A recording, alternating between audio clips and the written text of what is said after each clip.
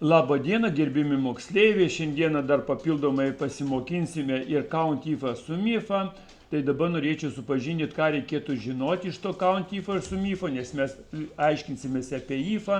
Tai noriu kelis variantus, kad to ifą žinotumėt, ką jis daro, kad yra labai svarbu žinoti. Na ir pabandom count ifą. Susirašom į A, B, C, D pirmąją eilutę skaičius. Tai sakykime 8 gali būti, kažkoks 7, sakykime 6 ir sakykime vėl kokie 4. Ne? Vieną iš jų padarykime minusinį. Nu ir dabar pažiūrėkime, ką gali count ifas padaryti. Tai dabar count tai yra suskaičiuoti kiekį. Count yra suskaičiuoti, o if kažką tai dar atrenka. O kai count ifas, tai jis kažką tai atrinks ir suskaičiuos. Tai mes spaudžiame formulės, pasirenkame formulės, kad būtų count ifas, va matot, aš rodau, kur count ifas. Jeigu čia nėra, tai vat paimkite, kur yra visos formulės ir čia susiraskite. Bet kadangi pas mane yra, tai aš net neieškosiu, tai count ifas, ne? Count ifas, dabar diapazoną brėžiu, diapazonas yra ir kriterijus yra pas mane, noriu minusinius skaičius, kad parodytų, kiek aš čia turiu minusinių skaičių. Tai yra mažiau už 0. Mažiau už 0 padarau ir man rodo, kad tai vieną aš turiu. Vieną tokį skaičių aš turiu. Va čia rezultato langelis bus, ne? Dabar ką dar galima būtų padaryti, reiškia, su count. Jis galėtų, aišku, atrinkti ir sveikuosius skaičius, kiekį parodyti. Nagi, kaip tai padaryti, tai tik tai pakeičiame kryptį, kad daugiau už 0. Va, ir mes jau matome, kad jau yra 3 skaičius, tai mes matom, kad 3 skaičiai. Ne? Dabar, ką darytų sum ifas? Sum ifas jau iš žodžio sum sudėti, o ifas atrinkti. Tai pažiūrim, ką galėtų padaryti sum ifas. Sum ifas, susirandam sum ifą, va štai jau sum ifas, ne? Sum ifas ir jam diapazonai keli gali būti. Bet mes, kadangi vieną diapazoną turime, aibę skaičių, tai mes iš karto priskiriame aibę arba skaičių tą diapazoną. Ir kriterijus mūsų būtų sudėti minusinius skaičius. Sudėkime. Tai reiškia mažiau už 0. Mažiau už 0. Mažiau už 0.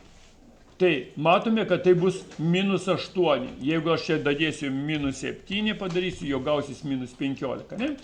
Dabar tą patį galima ir su sveikais skaičiais padaryti, tai yra teigiamais skaičiais.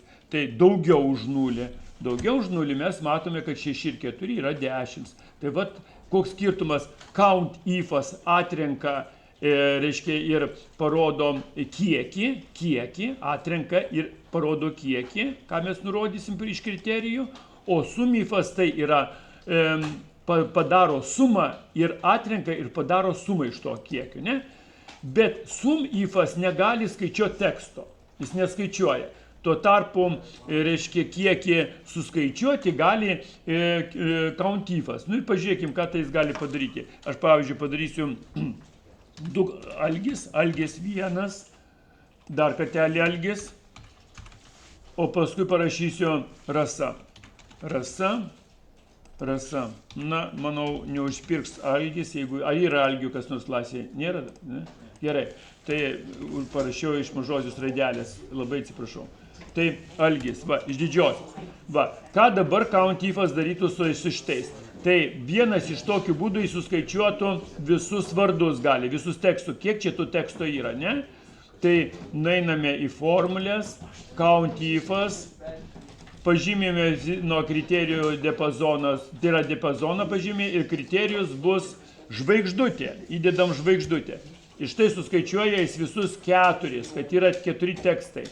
O dabar kaip jis atrinks tą viską, tai dabar pažiūrime irgi count ifas ir paimkim rasa, diapazonas aišku, iš kur rinktis ir rasa įdėkime. Rasa. Va. Ir paspaudžiame. Ir matome, kad jis rasą surando 2 kartus pakartotą.